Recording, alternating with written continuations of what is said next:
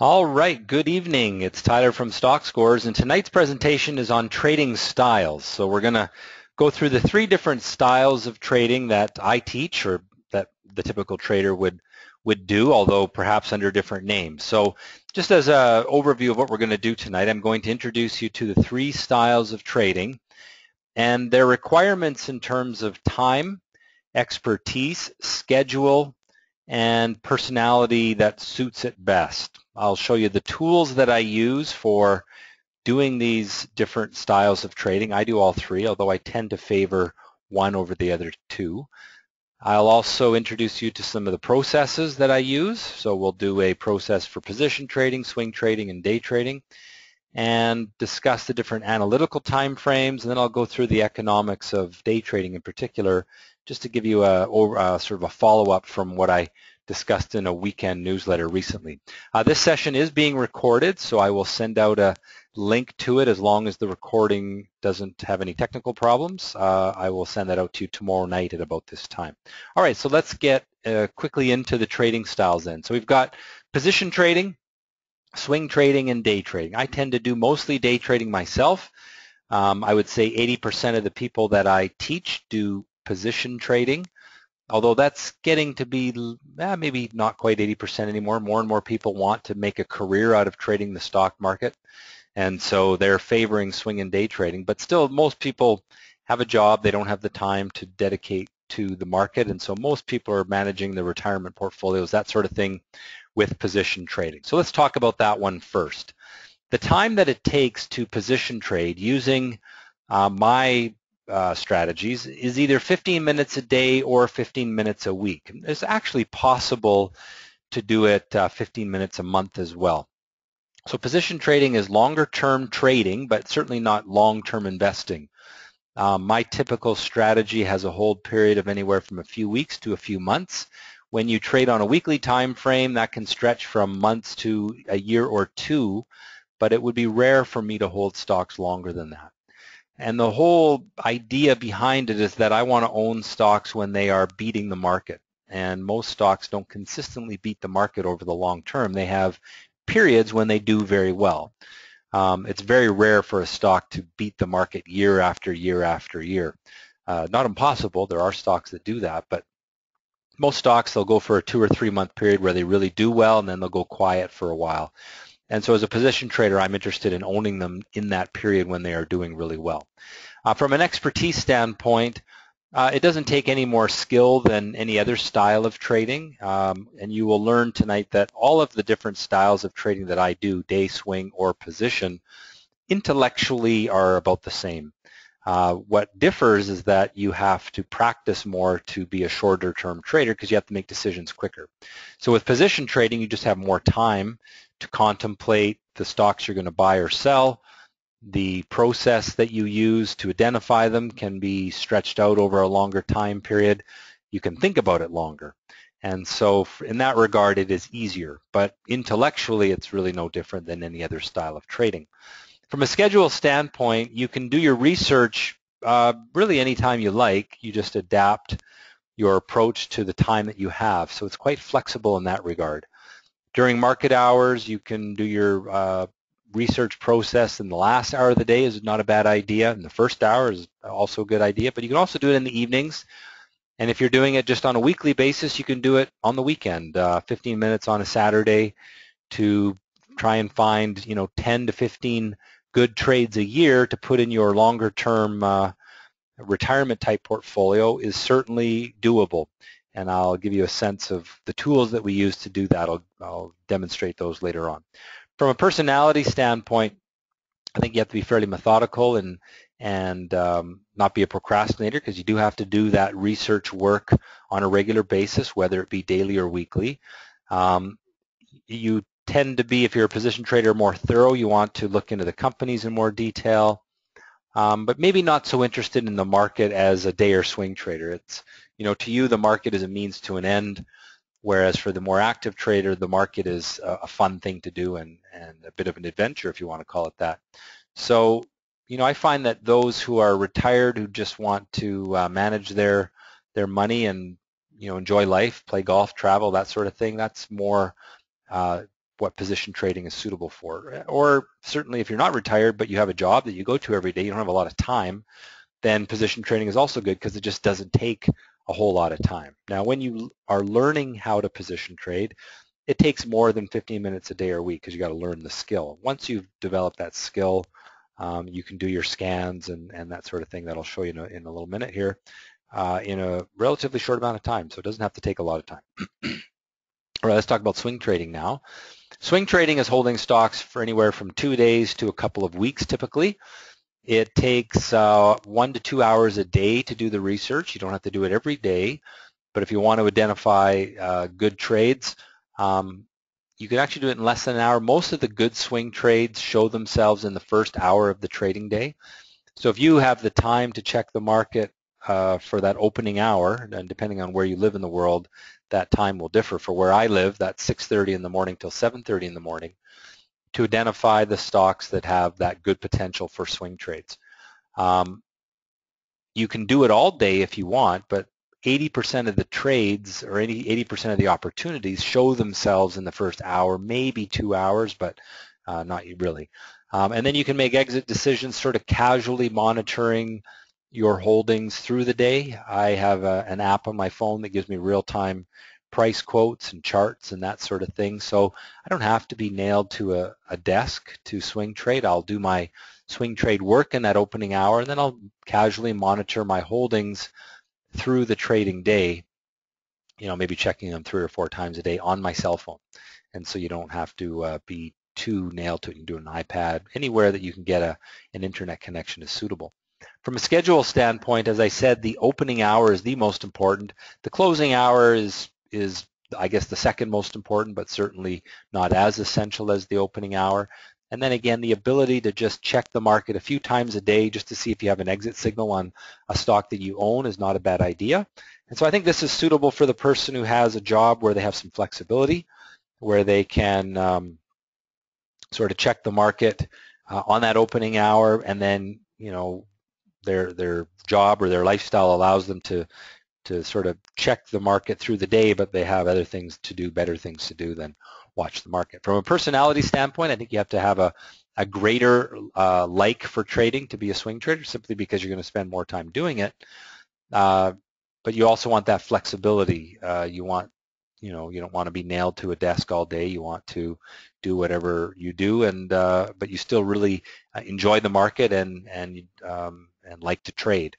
It takes good emotional control and discipline because you're making quicker decisions. You have to manage your emotions, I think, more than a position trader. And if you lack that emotional control and discipline, then perhaps you'd be more inclined towards position trading. Okay, finally, day trading. Takes more time. It's something you can do all day. But the nice thing is you don't have to do it every day, because as a day trader, you are in cash in the nighttime. So I'll make day trades. Most of my entries are in the first 2 hours of the day, and then I exit them typically in the final hour of the day. I say typically because there's always exceptions, but you can easily day trade, fairly hardcore focus for that first hour or two of the day, and then be a lot more casual through the day, and then in the final hour sort of get back that focus again. So because I run Stockscores and I'm mentoring people on how to trade, I'm writing things, I'm answering email, it works well for me because I can be pretty focused from 6:30 until 8:30, and then through the middle of the day get some of those other things that I have to do done, and then spend that final half an hour maybe exiting my positions and still, get the kind of returns that you can get from day trading. We'll talk about the economics of day trading later in this presentation. So, as I said, from a scheduling standpoint, the opening 2 hours are the most important, and you can monitor all day. You do get good day trade entries later in the day as well, outside of those opening 2 hours.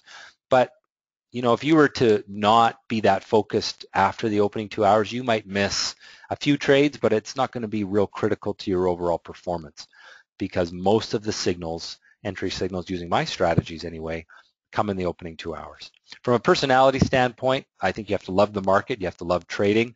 I'm not a real patient person, so I like that quicker gratification from being in and out of stocks quickly. For me, holding a stock for weeks or months is painful. I like to move in and out of stocks in a few hours, and that's something that, so from my standpoint, I really enjoy the action of day trading. It takes strong emotional control and discipline.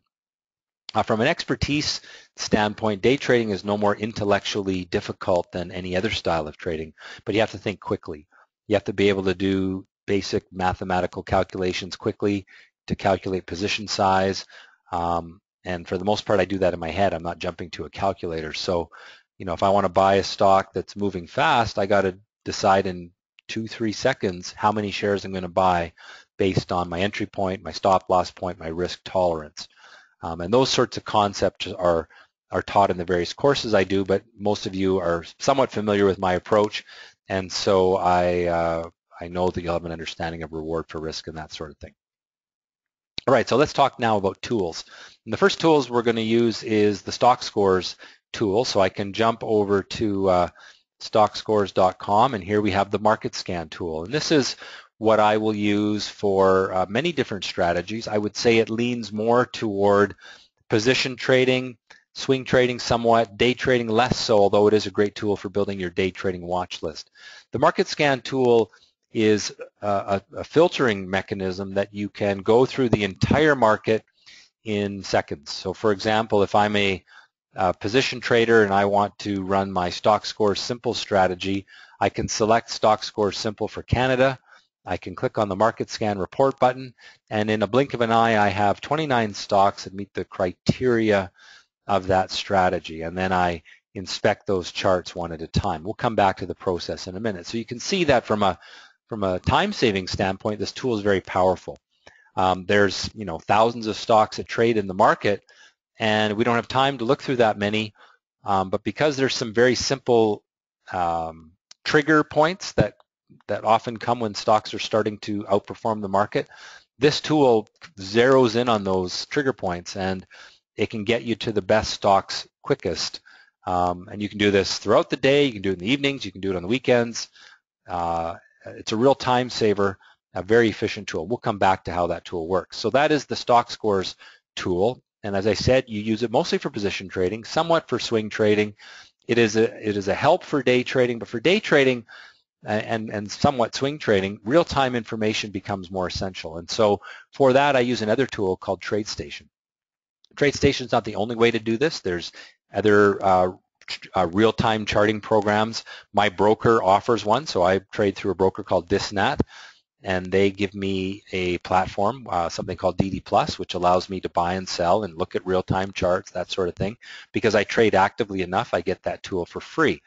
This tool, TradeStation, is an American company. They do not allow, or they are a broker in the U.S., but you can only have an account with them if you are in the U.S. As a Canadian, which is I'm in Canada, I'm not able to trade through them as my broker, and so the result is that I can use the tool, but I have to pay for it. It costs me $250 to $300 a month for this tool. It pays for it in one trade. So because I'm an active trader, it's no problem for me to justify the cost, but for someone who's casually trading the market, it may not be the right tool for them. You may want to use either a lower cost tool or the free tool that your broker offers, or you may not want to day trade at all. So if you want to day trade, this is a very powerful tool. It allows me to look at the market in real time. You can see on the charts that we have on screen here, there's some blue dots, some pink dots, some white dots. Those dots represent indicators that I have developed for TradeStation that signal to me when a stock has a high potential of moving. So you can see there is a pink dot before the stock really started to move higher today. We use the blue dots for other things. A stock today that was a very nice trader was Hubs, and you can see there was a blue dot right there. That was an entry signal on this one. Another one today was STLD, and you will see that there was a blue dot right here. There's a number of blue dots. There's one there, one there. The only ones that matter are those two that I just sort of highlighted with my mouse. But again, that stock went for a nice run after those blue dots and after they satisfied my entry criteria. So this tool allows me to watch the entire U.S. stock market. It doesn't follow the Canadian stock market, unfortunately. But for day trading the U.S. market, it's invaluable. And I have developed my own tools, my own processes around that, which I'll get to later on in the presentation. Then, of course, you have the broker trading platform. So whatever broker you're with, and as I said, I'm with Disnat, so I use a program that they offer called DD+. You know, whatever broker you're with, they're going to have something similar to DD+, possibly anyway. And it gives me real-time charting, instant access to the trading floor, or direct access to the trading floor, low commissions, that sort of thing. Not all brokers give you direct access, so that is a consideration. If you are a more active trader, you want to have that direct access to the trading floor, and not every broker does that. Disnat is one that does, and that's one of the reasons I use them. All right, so let's talk quickly about process. We're going to go through the process, and I'm not going to spend a lot of time on this because the intent of tonight's presentation is to give you an overview of the different trading styles. It's not so much to, you know, teach you how I position trade, how I swing trade, how I day trade. Having said that, people want to see the actual process, so we'll do that. So let's do the process, go over to Stockscores and do the process that I would use if I was only doing my research on the weekend. So if I'm only doing my research on the weekend, I'm going to use a strategy called the Stockscores Simple Weekly Strategy. Now that strategy is taught in the education area in Stockscores. If I go down to the investor section here, you can see Stockscores Simple Weekly Strategy. There is a written lesson that explains the rules for this, and there is also a video. If I click on this little video icon here, I can make this video full size, start to play it, and make a full screen video of this particular lesson, which outlines the rules for when to buy, when to sell, how to manage risk, the process, all of that sort of thing is all taught in this lesson. I'm not going to sit here and let the video run because that would be a waste of everyone's time, but that is something that investor level students or subscribers to Stockscores can see, and all of my rules are in the education area. So again, we have the investor level strategies or lessons, and then we also have active trader strategies. So for the day trader, the swing trader, there are a number of strategies taught in the education section. You really only can understand these strategies if you have completed the foundation course material. Here we learn about how to read chart patterns, how to do your exit signals, risk management, what expected value of a trade is, how I use stops, what is scaling. There's all kinds of different concepts taught inside the foundation. That gives you your base of knowledge so that you can then work on the strategy. So tonight we're going to just walk through the process for the Stockscores Simple Weekly Strategy. So I'm going to first of all bring up any chart because we have to set my default time frame chart to a weekly 3-year chart. Right now I've got a chart of Microsoft on the screen, and you can see that it is a 240-day chart. Up here in the upper left where my mouse is, it says 240-day daily chart going back basically 8 months. I'm going to change that by going to the charting tab at the bottom of the chart, and I'm going to change it to a weekly chart. So I'm selecting weekly, going back 3 months. So very quickly I can do that, click on Create Chart, and now I have, oh, I hit 3 months. Let me just change that again. A weekly chart going back 3 years, pardon me. Now we hit Create Chart, and there I have a 3-year weekly chart of Microsoft. Now, because I've changed my default time frame, if I pull up any other chart, it will be a 3-year weekly chart. All the charts that I look at from this point on will now use that default time frame. That's important because when I do my market scan for the Stockscores Simple Weekly Strategy, I want to be inspecting the 3-year weekly chart. That's what that particular strategy focuses in on, and that's why you only have to do this work once a week. So let's run the Stockscores Simple Weekly Canada Strategy. You can see it there in the scans. I'm going to select that. I'm going to run the report. It just went through every stock that trades in Canada, and it found 40 stocks that meet those criteria. Now I'm going to say select all, and I'm going to view these in a slideshow, and I'm going to basically go through these charts one at a time looking for predictive chart patterns. These are the patterns I have been taught in the foundation course, and I have learned to focus in on with the rules of the investor strategy. So looking at this particular stock, I know right within 2 seconds of looking at it that it is not a stock that I want to buy now because it's not got that predictive chart pattern that I have developed or that I've understood is what I want to find. So really now it becomes a process of cycling through charts, looking for certain kinds of chart patterns. So here's one that's a decent example. I wouldn't say it's ideal.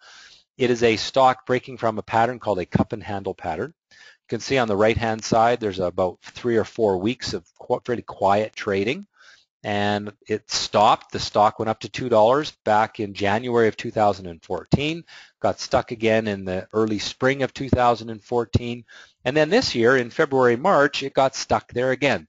But today it is breaking through $2. You can see a big price move on the weekly candle. If I zoom in a little bit, I can make this a 6-month daily chart. You can see that volume jumped up today, price action jumped up. Basically, this chart is an example of one where the market is saying that they got excited, investors got excited about this company today. Something happened, and it's strange because it's a gold miner, and the gold mining stocks have been pretty terrible in the last while, but right now this particular one looks good, and I would expect that they are out exploring for gold, not so worried about what the price of gold is, but rather whether they simply find gold on a property or in their investigation. I don't know anything about this company. I can just look at the chart and say that something is going on fundamentally based on the abnormal activity today that tells me that that stock has a good potential to go higher. So if I was going to buy this stock, I'd try and buy it tomorrow in the 220 to 225 mark, and I would plan to lose at $1.90. That is support on this chart. I can see that that's where the stock stopped going down, started going up. This is what we call an inflection point, a concept that is taught in one of the foundation lessons. And so I know at this point that my risk per share is about 35 cents. That means if I buy 1,000 shares with the intent to sell the stock at $1.90 if it goes down to that level, that's how I manage my risk, then on 1,000 shares I stand to lose $350 if the trade doesn't work out. Of course, we hope that it will work out, and the chart pattern here tells us there's a high probability it will work out, but it is not certain. There is always that possibility that it could fail and you're going to take a loss. And what's important as a trader is to only take small losses. So that's why I talk a little bit about risk management. So we can continue through the process looking at the next chart in the sequence here. And again, I know what to look for when I look at these charts, and I'm going past these ones because they just don't quite have what I'm looking for. ComDev there was not bad.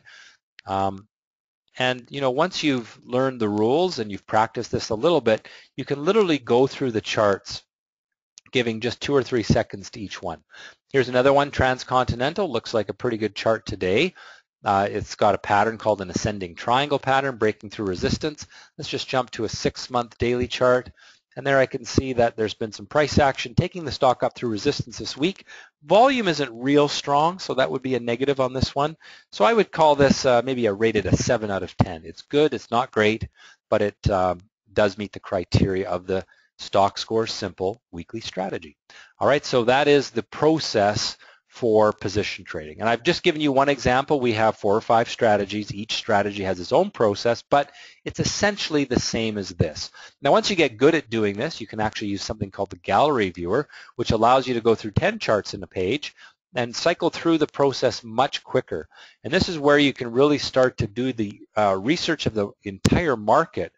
You can basically go through a lot of stocks in just a few minutes.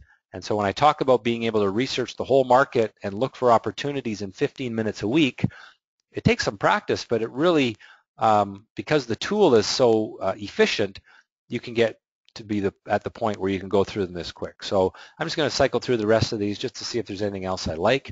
And I know that I'm going through them very quickly, but I've got lots to cover tonight, so I don't want to spend a lot of time doing this. I just want to see if there's anything else to focus you in on. This one's not bad. More of a continuation pattern. I think if you owned Alimentation, it's maybe one to hold. I don't know if I'd necessarily buy it there. Thomson Reuters has been good for a while. That one's been good for a while. So I think that's about it. Just to give you a sense of what we expect when stocks make these pattern breaks. These, I gave you 2 examples. Here's a stock that I featured in my weekly newsletter right back here when it broke through resistance from a predictive chart pattern, and the stock's been marching higher week after week since then. So that's the kind of trade that this particular strategy looks for. In this case, we've got a hold period of about 4.5 months so far. but the stock is up probably better than 20% in those 4.5 months. So that's the kind of things that that particular strategy looks for. All right, so let's jump back to the presentation and now talk about the swing trading process. Now for swing trading, I can use the Stockscores tool, or I can use TradeStation. If I'm using the Stockscores tool, I need to change my default time frame. So again, I'm going to pull up Microsoft default time frame there. I'm going to change my chart to an intraday chart. Oops.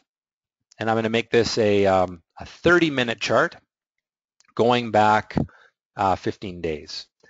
Because I'm swing trading, I've got a much shorter time frame, and I'm really interested in looking at stocks that are going to make a move over the next 2 days to 2 weeks. Now I select a strategy, so I've got all kinds of different market scans here again. There's simple swings, there's abnormal activities, there's all kinds of different ones.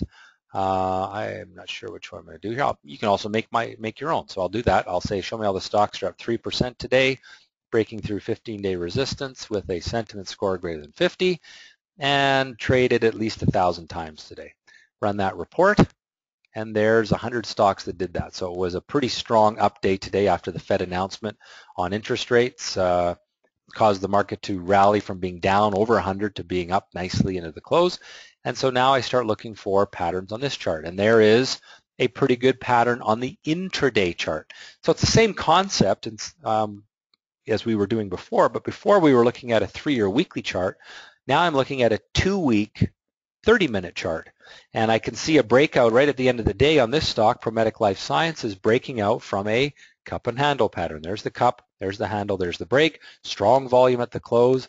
When I see that, then I'll jump to the daily chart just to make sure that the pattern looks okay, and it does. So that would be a decent swing trade using Stockscores as the filtering tool.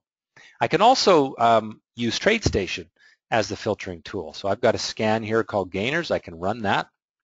I can then grab all the gainers of the day, and this is something I would do intraday, so something I would do a few times during the day, and I might want to focus in on stocks that are lower priced, get a little more bang for my dollar, so I might choose just some lower price stocks.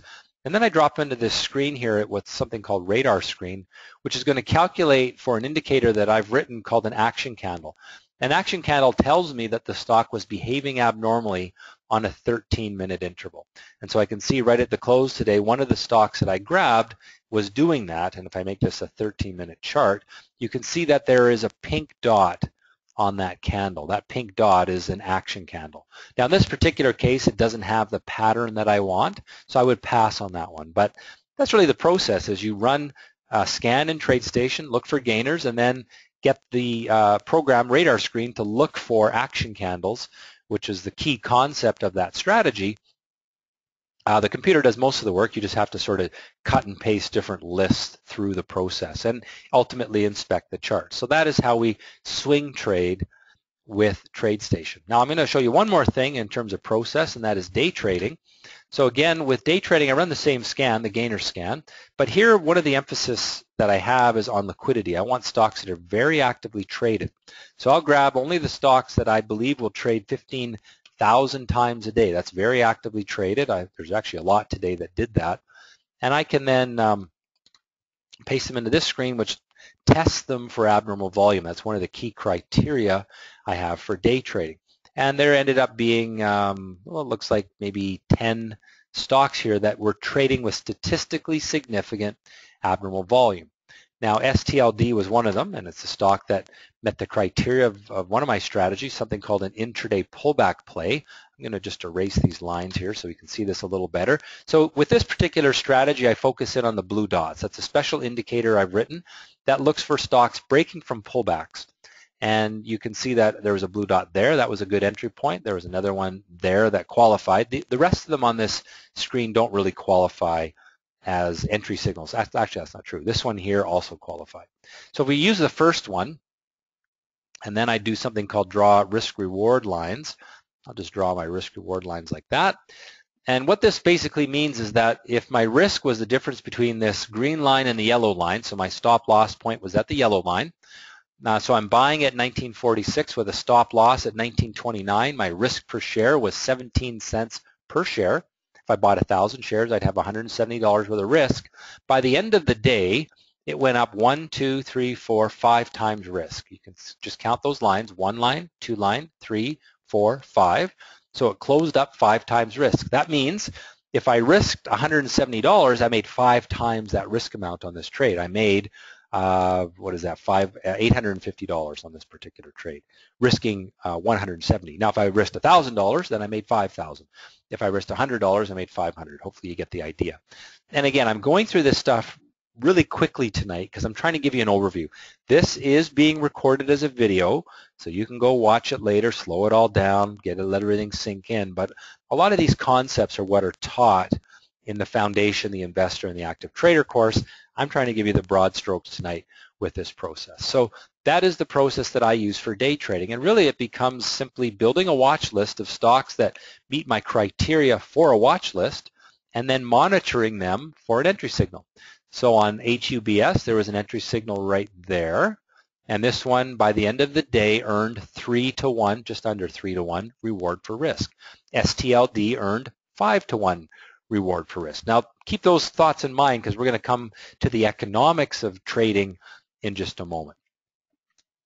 All right, so the analytical time frames, just to summarize at this point, if you are position trading, you're going to look at daily and weekly charts. If you are a swing trader, you're going to look at either the 13-minute chart if you're doing it in real time on TradeStation, or if you're doing it delayed on Stockscores, you're going to use the 30-minute chart, which is the chart that I set as my default when I was in Stockscores. And then we're also going to look at the daily. That's another important time frame when we're doing our trades.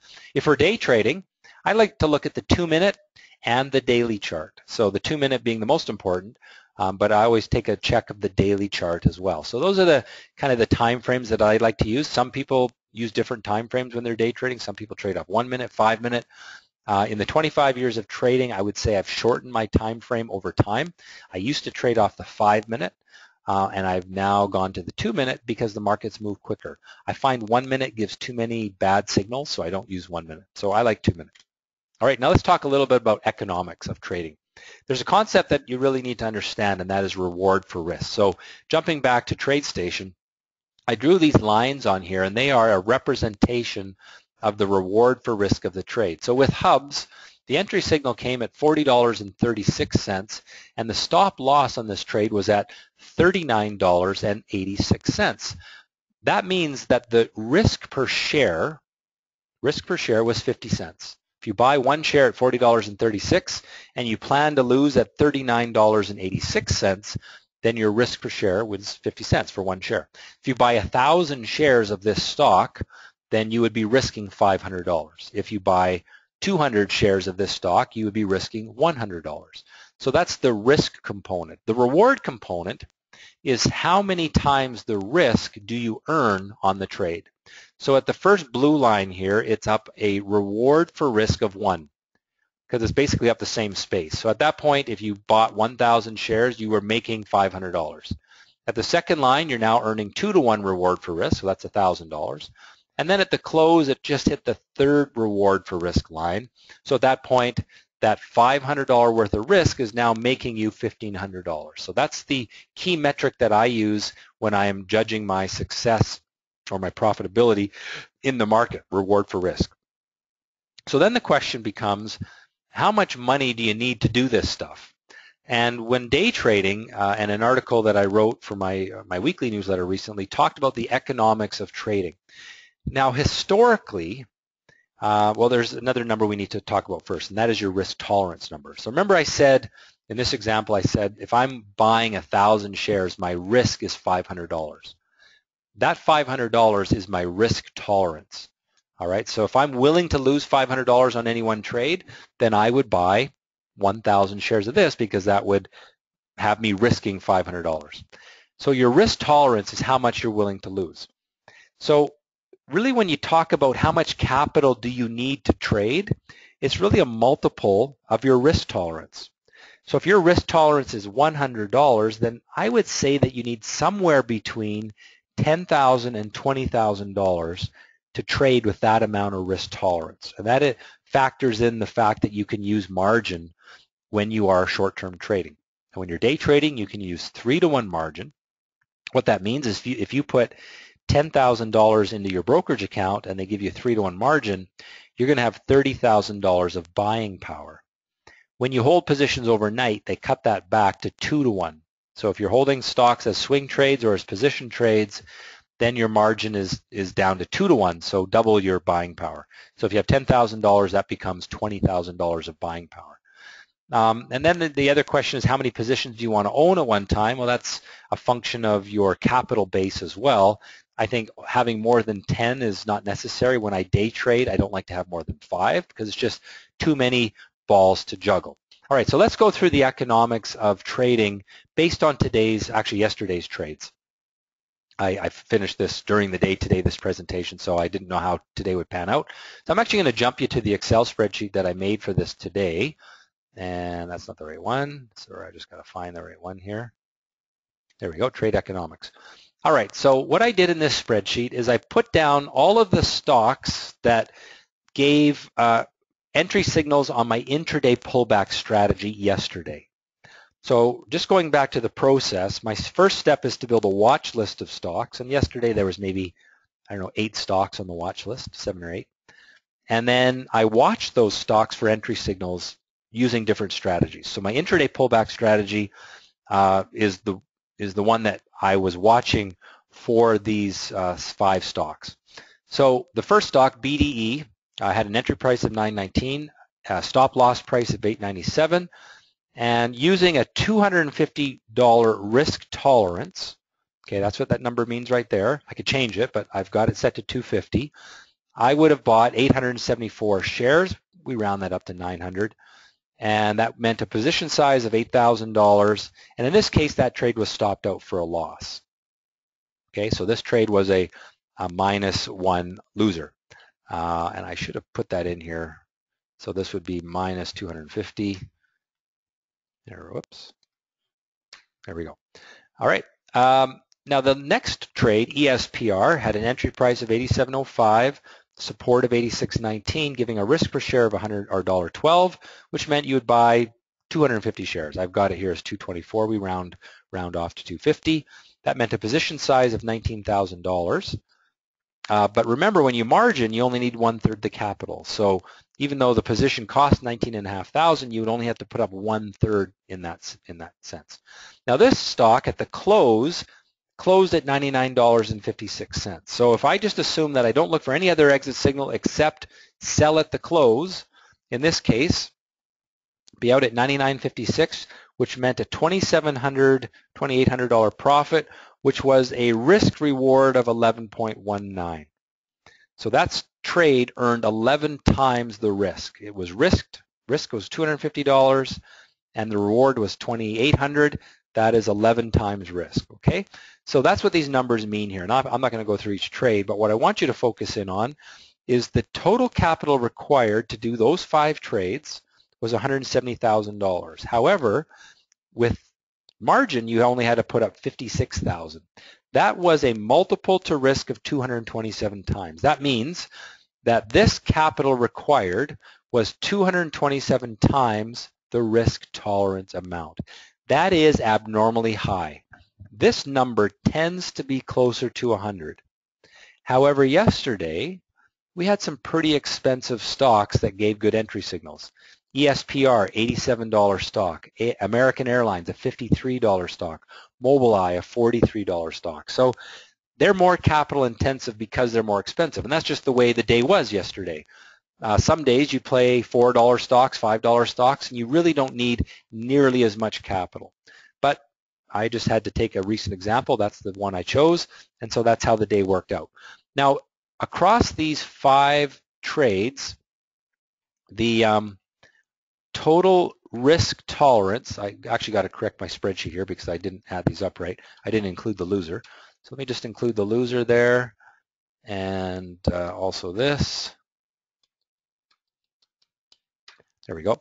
So by the end of the day, the total reward for risk was 17.5, which represented a $4,300 profit, requiring $56,000 of capital, which is how we get the 7.7% return on required capital. So yesterday was a very good day because we had a 7% gain on required capital to do those 5 day trades.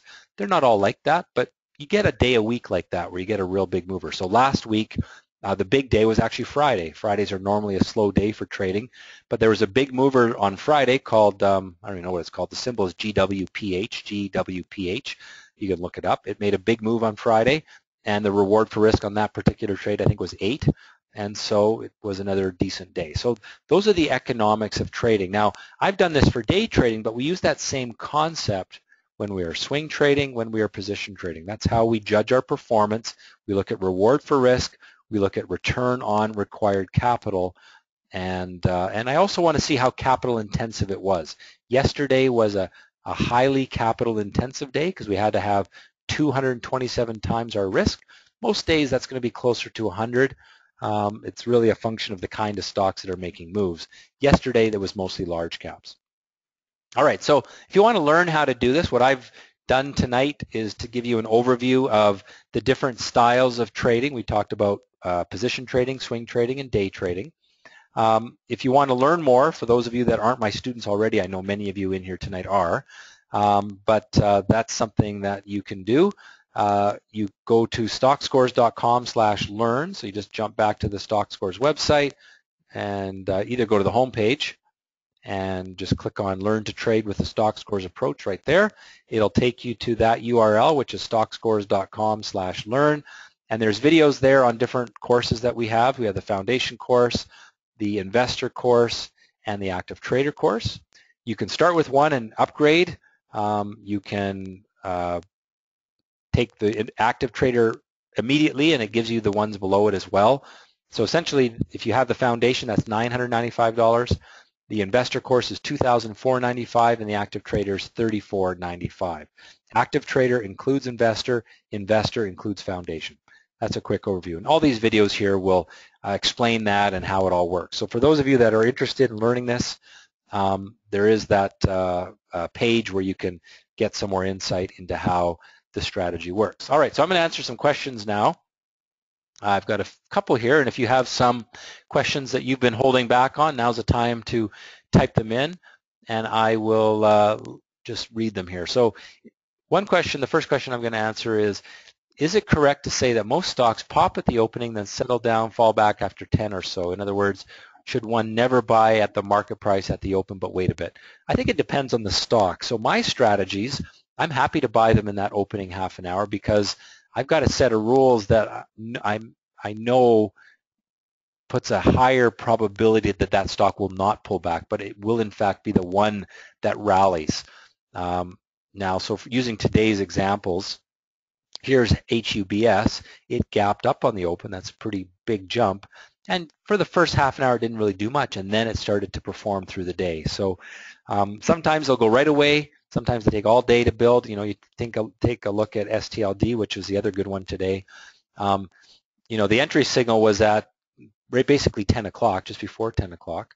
There was another entry signal at about 10:45 or so, but it really didn't make its big move until the Fed decision at 2 o'clock when the stock really rallied. So I think that, Gary, I wouldn't say you never want to buy at the open, but you've got to be careful. You got to know what to look for and make sure you buy the right stock at the open. Next question, can you briefly talk about leveraging and how best to use it? So hopefully I've answered that with the discussion on economics. I want everyone to really understand that leverage is dangerous. If you don't have the ability to control losses and be a good risk manager, if you're not disciplined, then do not use leverage. Do not use margin. If you do have that, then that's great. But you know, I'm happy to use margin because I have a very disciplined approach to risk management. But I really want to emphasize: do not use leverage. Do not use margin unless you are a disciplined trader. Okay, did your system pick up on USO run up today, and how would I play it? I don't think so. I don't recall it being on my watch list, at least not for my day trading strategy. And nope, I wouldn't have traded this one. It gave a borderline entry signal right here using my strategy, but when the Fed decision came down, the US dollar dropped, oil and gold went up very quickly. I think it was a hard thing to predict, and so I wouldn't have done anything on that one. I don't try to trade every stock that goes up. I try to trade stocks that have a high probability of going up. In this particular case, this is an ETF that's based on oil price, and it rallied when the U.S. when the U.S. Fed came out with their announcement on interest rates. Basically, it was considered to be a dovish comment, which means interest rates aren't expected to go up soon. That meant the U.S. dollar dropped. Here's an ETF that shows the U.S. dollar drop at exactly the same time. You can see the sharp drop in the U.S. dollar. And things that are priced in U.S. dollars went up. Stock market went up. Oil went up. Gold, here's gold's chart. You can see that it will have skyrocketed at the same time.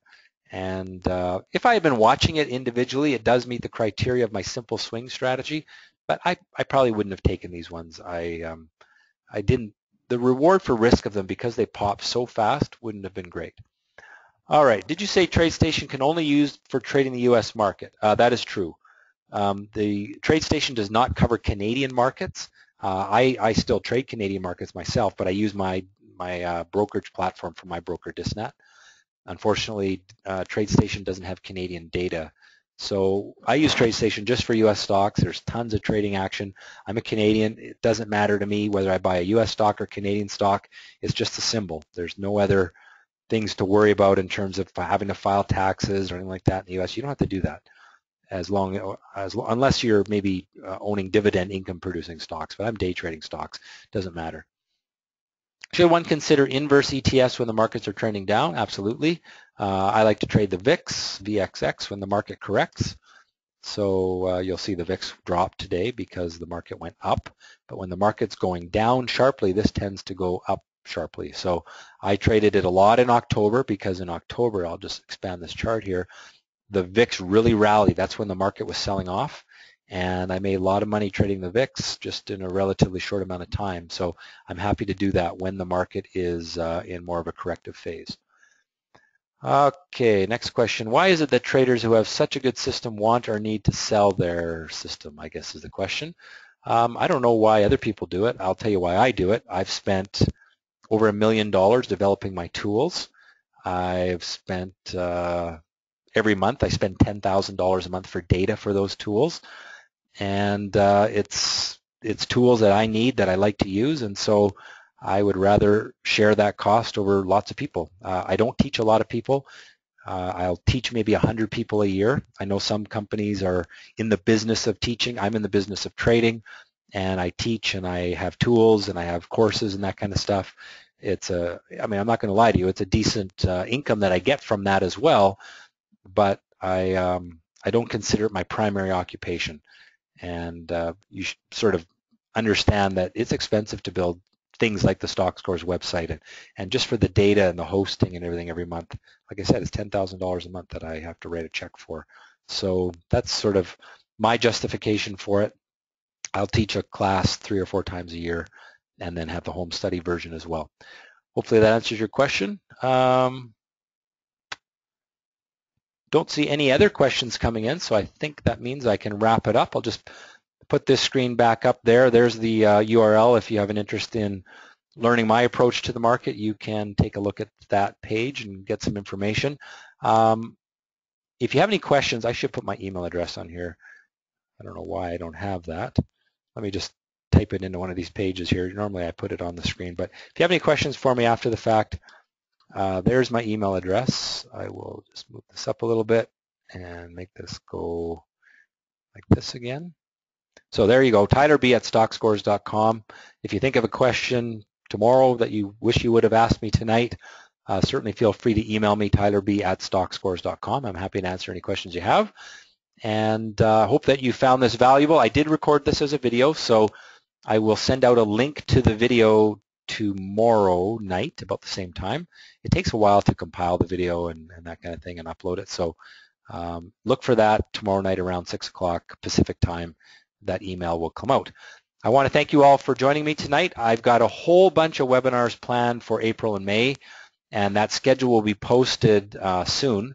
But I think we've got 10 webinars coming up through April and May with my broker partner, Disnat. So watch for those, and I'm going to try to have a bunch of different topics, both active trading and investing, that sort of thing. So I hope that you'll get a chance to take in some of those other ones.